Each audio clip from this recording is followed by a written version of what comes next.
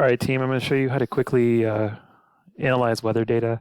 So what you're going to use is the NOAA website. I put this in the link is in the YouTube description.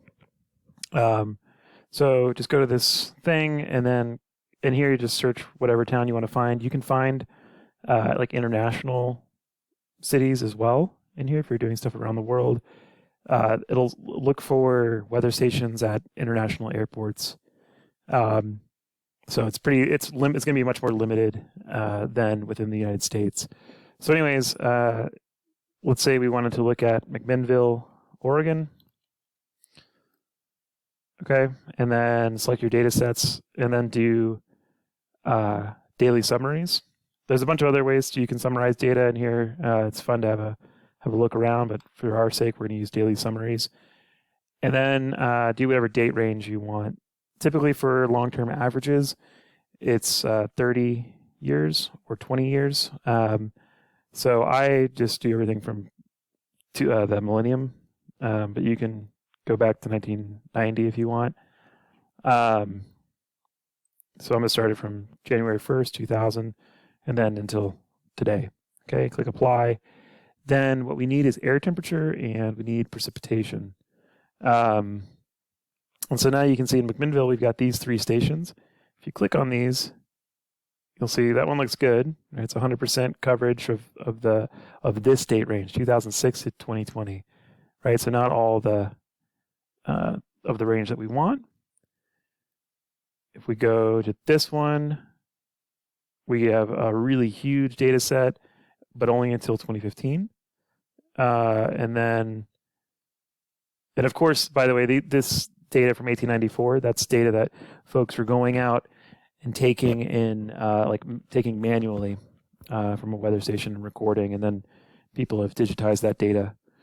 But then we have the airport here, and the airport weather stations are usually the best. So there we go. It covers the date range that we need. So click add to cart. And sometimes if you can't get the date range that you need, but you might be able to cover the date ranges by taking two stations or whatever. Sometimes you have to do that. By the way, if you can't find a station when you search for McMinnville, whatever, you can zoom out on these maps and then find a station that's kind of near whatever area you're looking for. Then go to here, the cart, go to view all items. You want it as a CSV. Those dates, yep, that's what you want. Okay, click continue. And then you don't need the station name necessarily, but if you are doing multiple stations, you are going to need the station name to discern from one station to the next. You don't need geographic location if you're going to work with this in GIS. That can be useful, of course. But what you do need is precipitation. So take precipitation. We don't need snowfall. And we're going to need air temperature. So just go ahead and take all three of those. Click continue.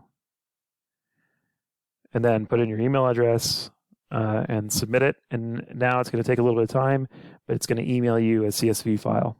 So here's how the data comes when it's been delivered to you in the email. You'll get two emails. You get one email that's a confirmation that you submitted, and then the next email that has a download link. Okay. So here's all the data. We have maxes and mins, which from this we could calculate GDDs. But of course, we also do have the average temperature for the day there. So we don't actually need max and min for GDDs. So to calculate GDD, right, it's just average minus 50. So average minus 50 degrees, right? And then populate the whole length of it. So go to the bottom right hand corner of the square there, the cell, double click it, it populates the whole thing. Then to the right of this, so of course we cannot have negative GDDs. We're going to correct that. So just call this one GDD as well, and then do a formula equals, and then do an if formula. So then if, and then click on this cell here to the left.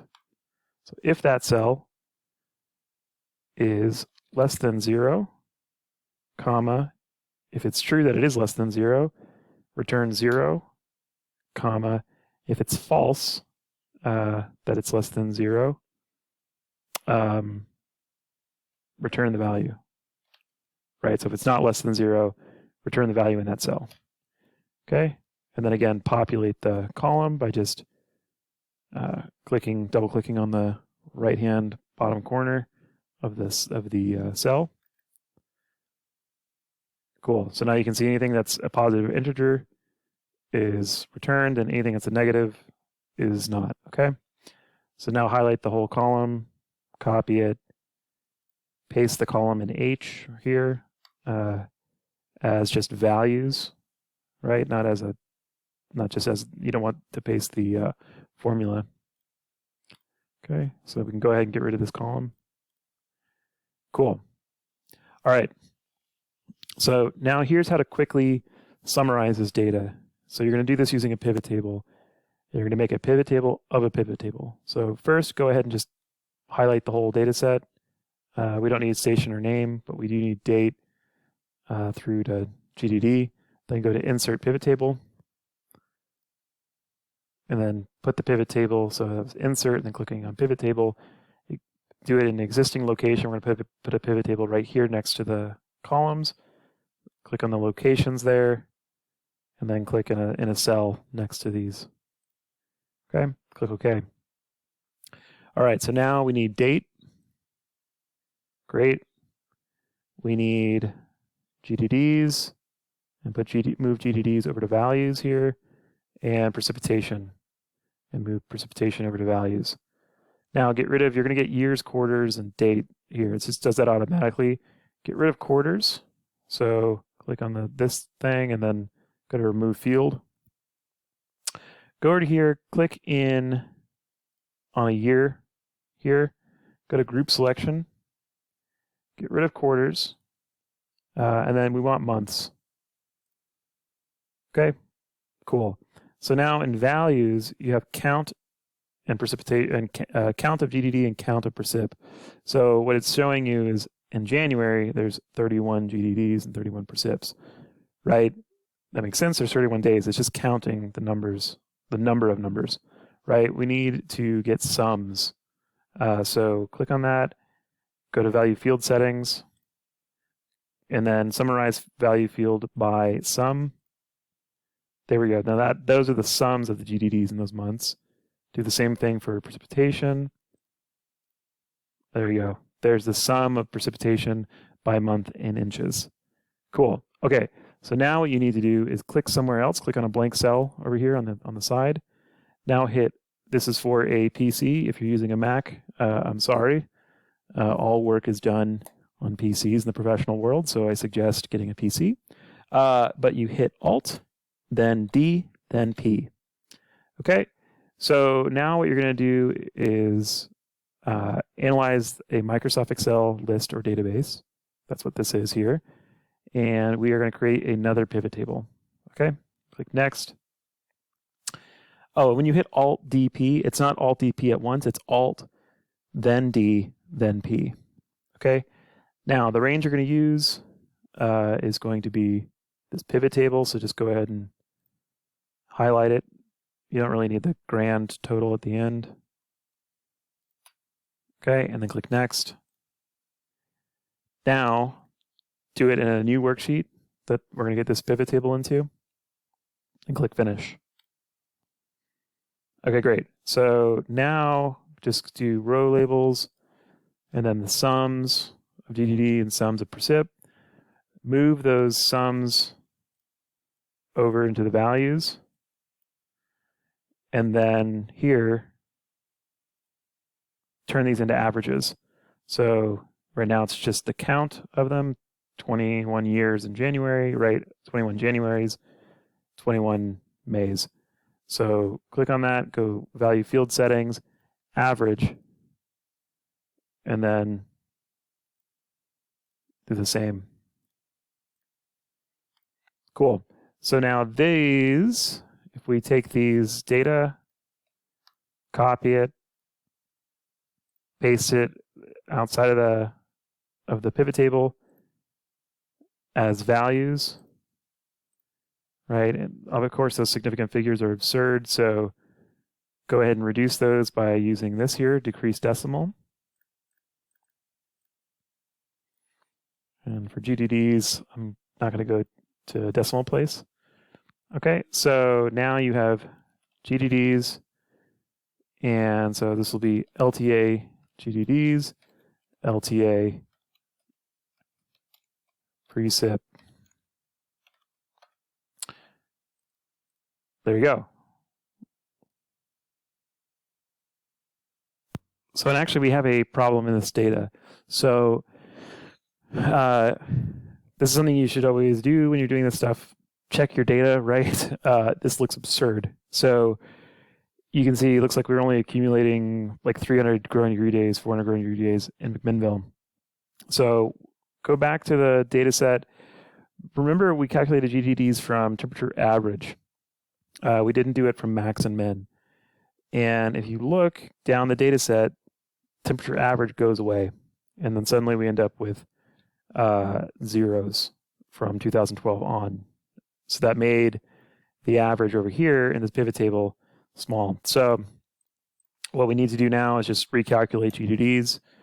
So do that by doing max plus min divided by 2 minus 50.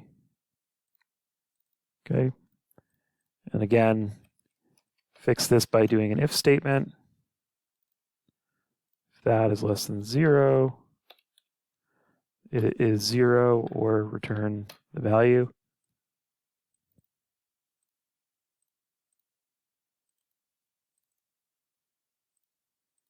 And then paste the value. Okay, so now we've corrected GDDs. We can now click on our pivot table in here, go to Analyze, and just hit Refresh. Okay, so those are the new data. And then go over here to Sheet 1, click on our pivot table, click Refresh. There we go, right? So those data makes way more sense. Okay. So that's super easy. So if we want to look at this, we can do it like this. We can just click on this data, highlight all the data, go to Insert, and go to Recommended Charts. Go ahead and just use this chart. We're going to change it. This is precipitation down here. Click on the precipitation line. Right-click, go to Format Data Series, and then make a secondary axis.